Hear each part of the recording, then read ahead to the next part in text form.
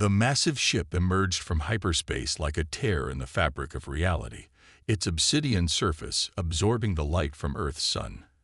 Admiral Sarah Chen stood on the bridge of the U.S. horizon, her hands clasped behind her back, as she watched humanity's first contact scenario unfold. The alien vessel, nearly 3 times the size of Earth's largest spacecraft, had appeared just beyond lunar orbit exactly as their transmission had indicated. Incoming transmission from the Krax vessel. Admiral, Lieutenant Rodriguez announced, his voice steady despite the tension that filled the bridge. Put them through, Chen ordered, straightening her uniform. The holographic display flickered to life, revealing a tall, elegant being with iridescent scales and multiple sets of eyes arranged in a geometric pattern across its face. "Greetings, people of Earth," the alien spoke, its words perfectly translated through their advanced systems. "I am High Commander Vexthor of the Krax Confederation. We come seeking peaceful dialogue." That was 6 months ago. Now, Chen watched helplessly as thousands of humans were herded into massive transport ships, their faces marked by confusion and fear. The Krax had revealed their true nature with devastating efficiency. They had come bearing gifts, advanced medical technology, clean energy solutions, and promises of cultural exchange. But they had also been watching, analyzing, and calculating. The Krax saw in humanity something that terrified them: potential. Not what humans were, but what they could become. "The containment process is proceeding as planned." Vexthor's voice echoed through the holding cell where Chen was kept. "Your species presents too great a risk to be allowed free development." Chen pressed her hands against the energy barrier, her dark eyes burning with defiance. "We trusted you. We welcomed you." "Yes," Vexthor replied, his multiple eyes blinking in sequence. "That was your first mistake. We've seen civilizations like yours before. Adaptable, innovative, dangerous. Your capability for rapid technological advancement, combined with your aggressive survival instincts, makes you an unacceptable variable in galactic society."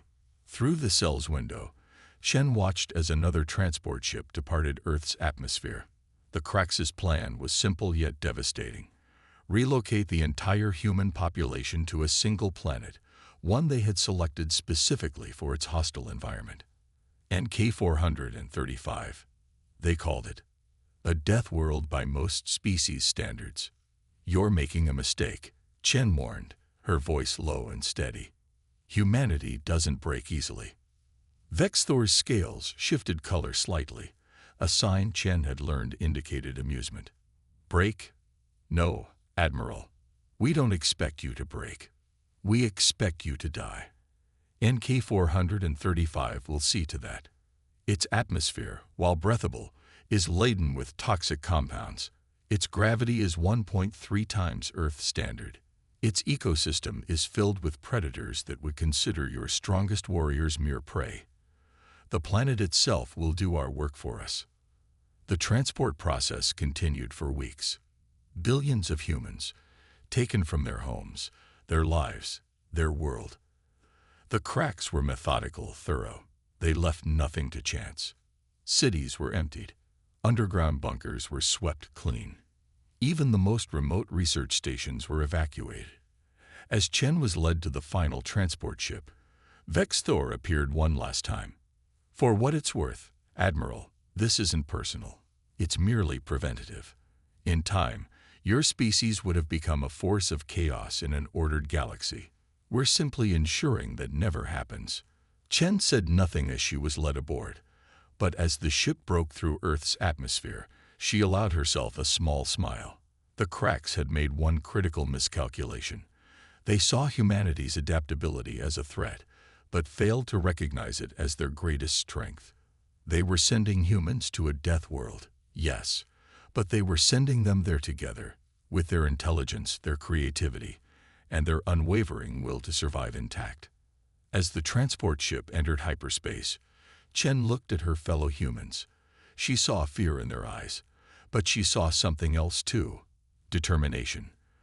The Krax thought they were containing a threat. Instead, they were about to learn a lesson that countless others throughout human history had learned too late. When you back humans into a corner, you don't eliminate a threat. You create one. The descent to NK-435 was chaos. Transport ships, designed for efficiency rather than comfort, released their human cargo across the planet's surface with cold precision.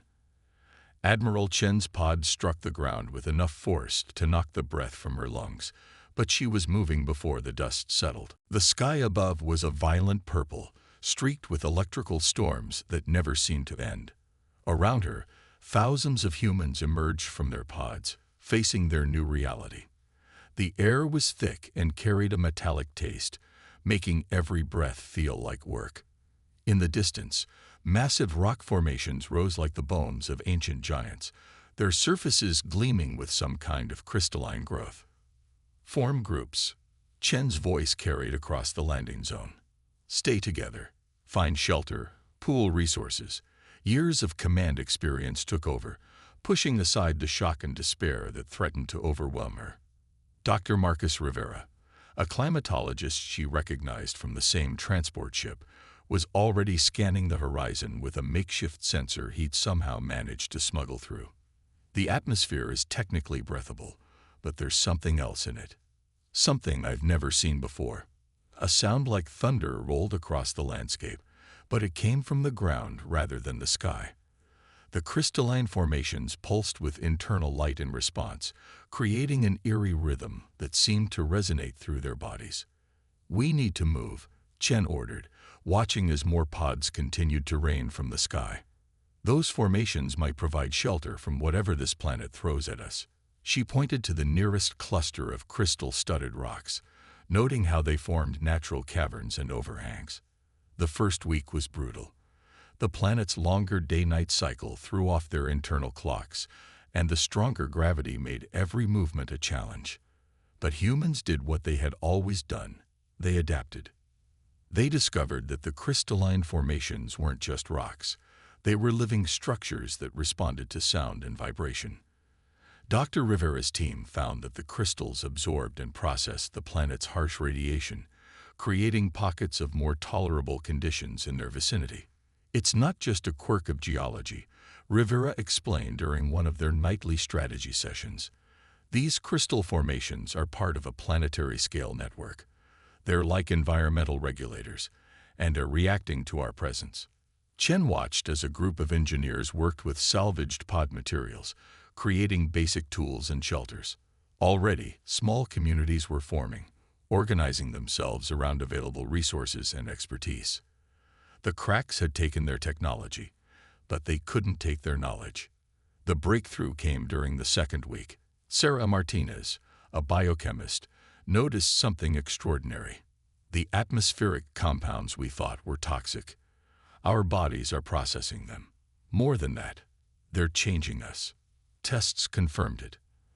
The strange elements in NK-435's atmosphere were being metabolized by human cells in unexpected ways. People were becoming stronger, their muscles adapting to the higher gravity. Respiratory systems were evolving to process the thick air more efficiently. Even their nervous systems were showing signs of enhancement, allowing them to sense the planet's electromagnetic pulses. The cracks chose this planet because it was hostile to their form of life, Martins explained, her eyes bright with excitement. They never considered that it might be compatible with ours in ways they couldn't imagine. But NK-435 wasn't done testing them. During the third week, they met the planet's native life forms. The first encounter left 3 people dead and a dozen injured, but it taught them valuable lessons. The predators here hunted using the planet's electromagnetic fields, and the humans' growing sensitivity to these fields gave them a fighting chance.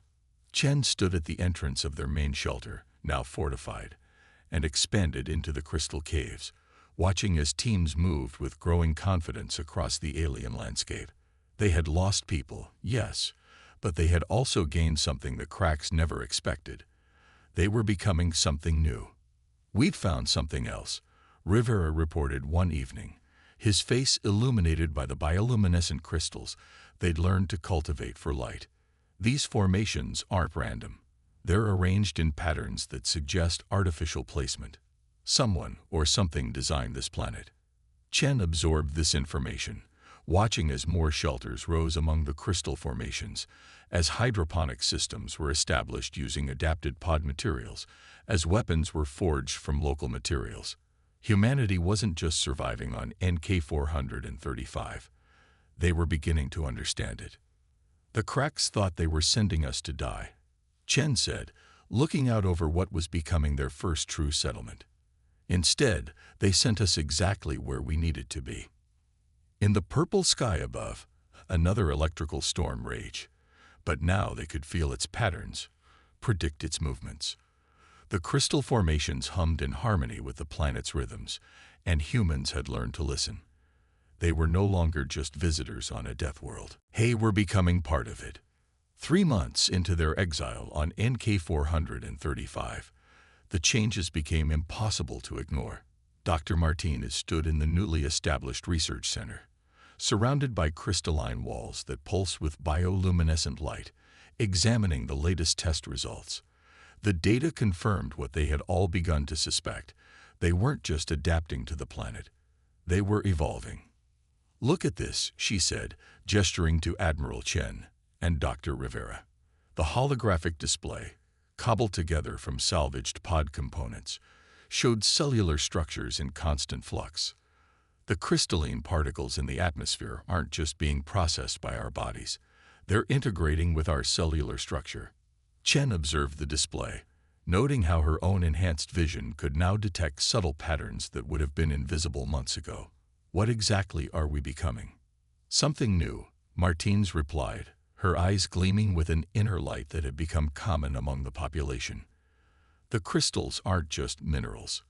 They're a form of semi-organic technology, and they're responding to our presence. More than that, they're responding to our intent." The discovery had begun when children, born on NK-435, showed unprecedented abilities to interact with the crystal formations. They could sense the planet's electromagnetic fields with startling precision, using them to navigate and communicate across vast distances. Adults were changing too, developing enhanced strength, accelerated healing, and a growing sensitivity to the planet's rhythms. A distant rumble interrupted their discussion. But unlike their first days on the planet, no one flinched.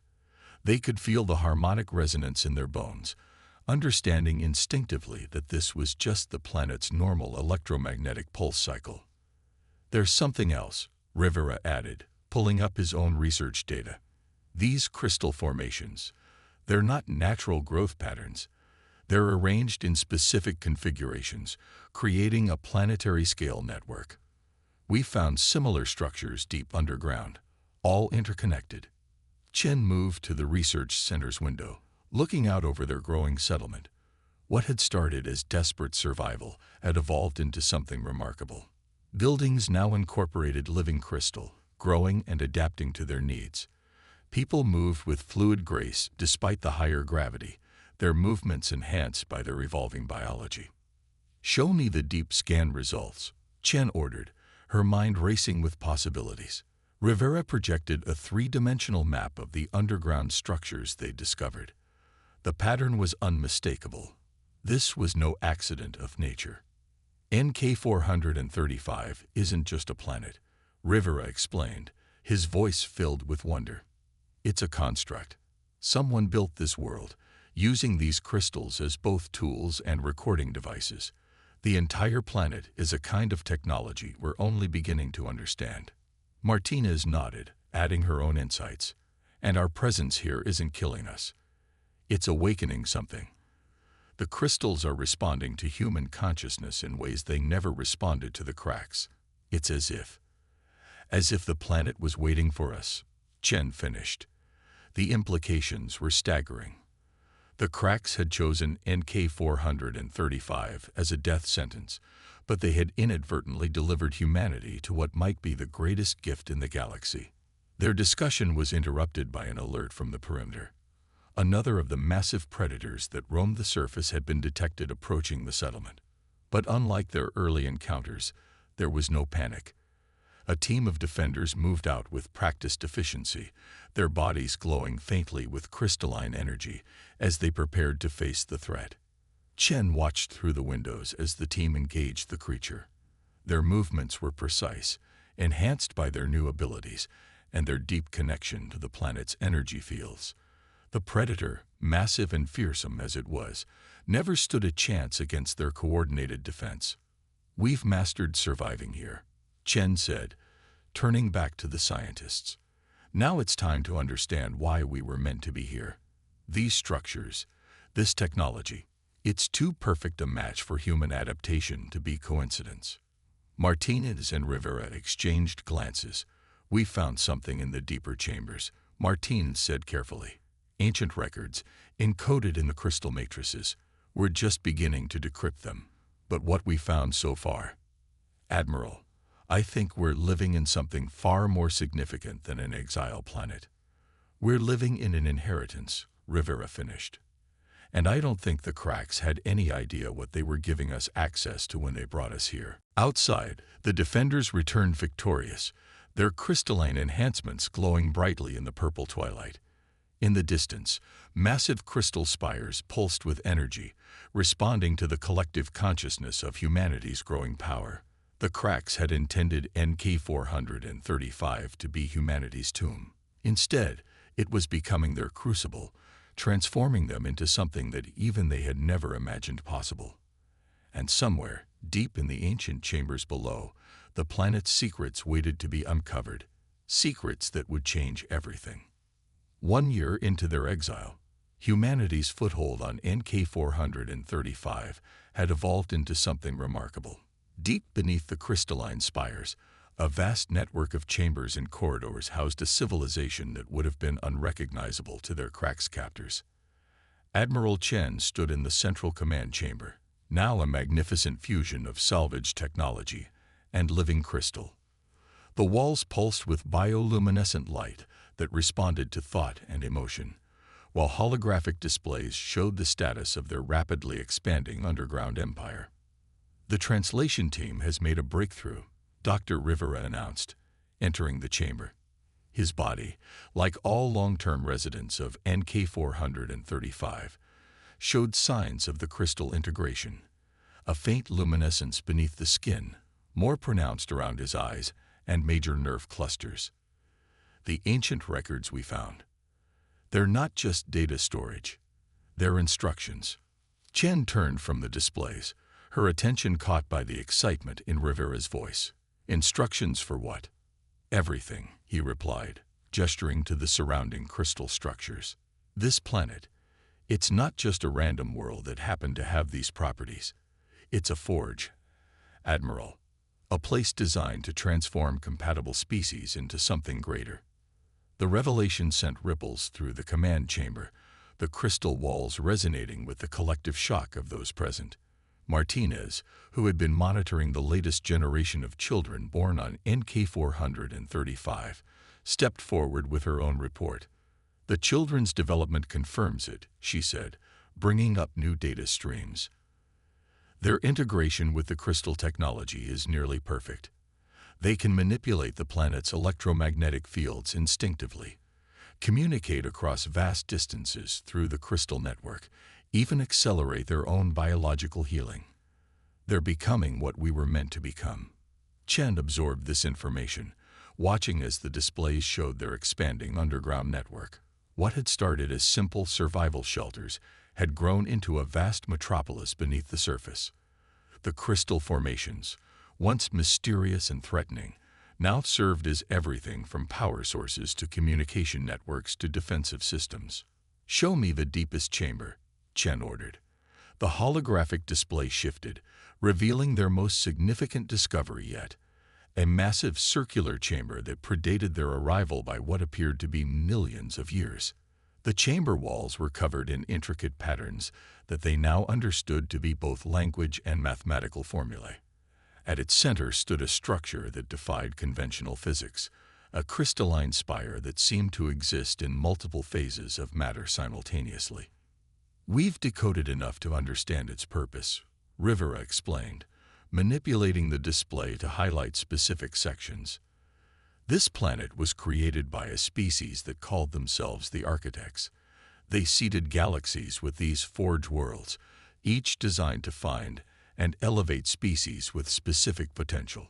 And they chose their successors based on adaptability, Martins added. The ability to not just survive hostile environments, but to thrive in them, to take adversity and turn it into advancement. Chen smiled grimly. Exactly what the cracks feared about us. They saw our potential as a threat, so they sent us to the one place in the galaxy it could help us fully realize it.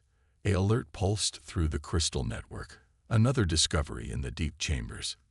Teams of explorers, enhanced by their integration with the planet's technology, were uncovering new sections of the ancient complex daily. Each discovery brought them closer to understanding the full scope of their inheritance. "There's more," Rivera said, his expression intense. "The Architects didn't just leave us technology. They left us a warning. There's something coming, something they foresaw that would require their successors to be ready." The Forge Worlds weren't just about elevation. They were about preparation. Chen moved to the chamber's observation window, looking out over their underground city. Humans moved with fluid grace through the crystal-lined streets, their bodies enhanced by the planet's gifts. Children played, their laughter carrying through the crystal network as they practiced their growing abilities. Scientists and engineers worked in laboratories that merged biological and crystal technologies in ways that would have seemed impossible a year ago. "How long until the translation is complete?" she asked. "A few more weeks," Rivera replied. "But we've already found something else, records of other Forge Worlds. We're not alone in this transformation. There are others out there, other species being prepared." "And the cracks?" Chen's voice carried a hint of steel. "Do they know what they've done? What they've given us access to?" Martinez shook her head. "They can't. If they understood what NK-435 really was, they never would have brought us here. Their sensors probably couldn't even detect most of the planet's true nature.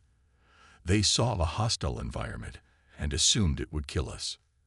A deep resonance moved through the crystal networks, another section of the ancient complex awakening to human presence. The walls of the command chamber shifted, revealing new patterns, new possibilities. They weren't just surviving anymore. They weren't even just thriving. They were becoming what the Architects had intended.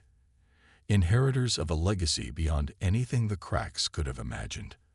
And somewhere out in the galaxy, other Forge Worlds were doing the same for other species, preparing them all for whatever challenge the Architects had foreseen. "Send teams to the new section," Chen ordered. "We need to understand everything we can about what's coming." The cracks thought they were containing a threat. She paused, watching as the crystal spires pulsed with power. Instead, they helped create exactly what the galaxy is going to need. 2 years after humanity's exile, the cracks returned to NK-435. Their massive ships emerged from hyperspace, expecting to find the remnants of a failed species. Instead, their sensors detected something that made them pause. Patterns of energy they couldn't explain, emanating from a planet that should have been hostile to all advanced life. In the central command chamber deep beneath the surface, Admiral Chen felt their arrival before the sensors even registered it. The crystal network that now extended throughout her nervous system resonated with the disturbance in orbit. Around her, the entire human population of NK-435 felt it too. A collective awareness that their moment had come. 3 cracks dreadnoughts in high orbit, Rivera reported, though the information was hardly necessary. Every human on the planet could sense the ships through their connection to the crystal network. They're scanning the surface. Chen smiled, knowing exactly what the cracks were seeing.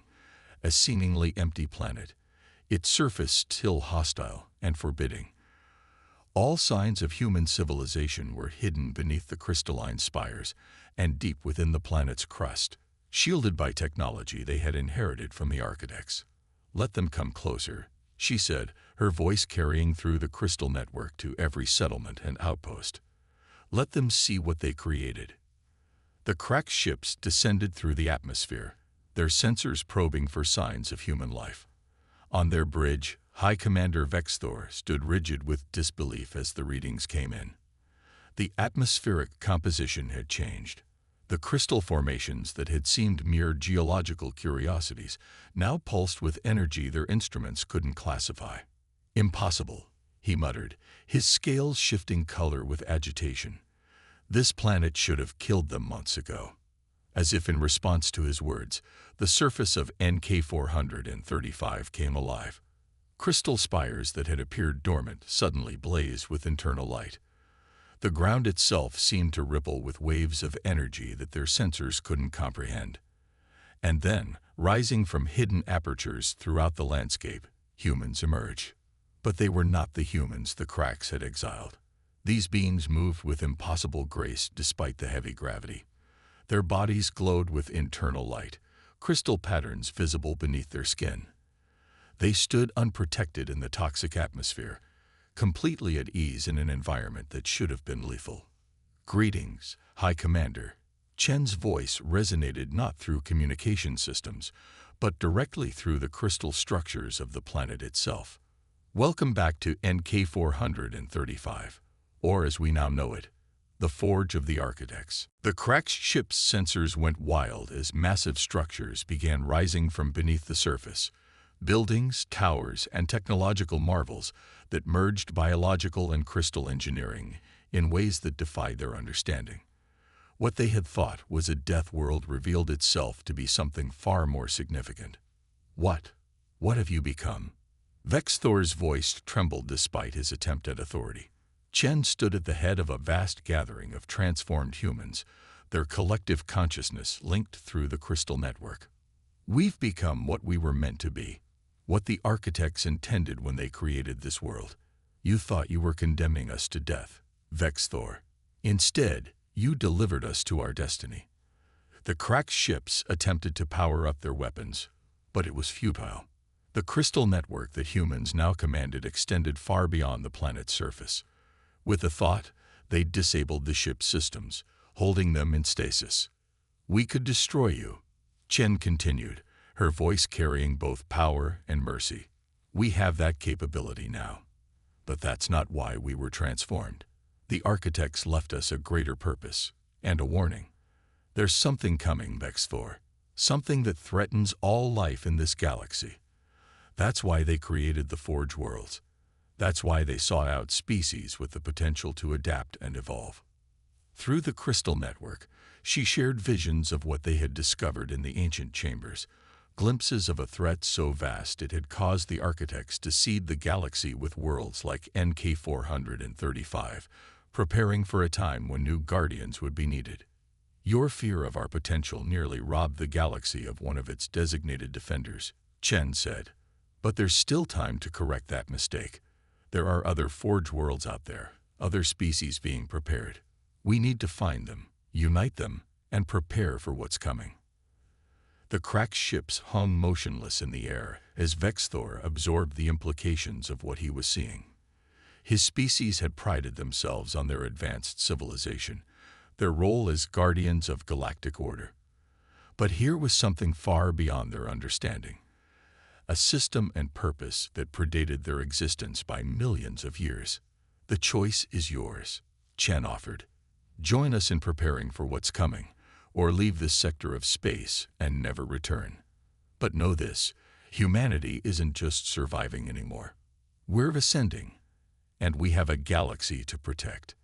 As the transformed humans stood united, their bodies resonating with the power of the Forge World, the cracks faced a reality they had never imagined.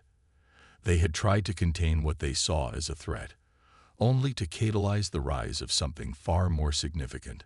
A species chosen by the architects themselves, now awakened to their true purpose. The age of human exile was over. The age of human ascension had begun. And somewhere in the vast darkness between the stars, the threat the architects had foreseen was stirring, unaware that its ancient enemies had finally found their successors. NK-435 pulsed with power, a beacon to other Forge Worlds and their chosen species. Humanity had not just survived their punishment, they had transformed it into the greatest gift imaginable. They were no longer just humans. They were the inheritors of the architect's legacy, and they had a galaxy to defend.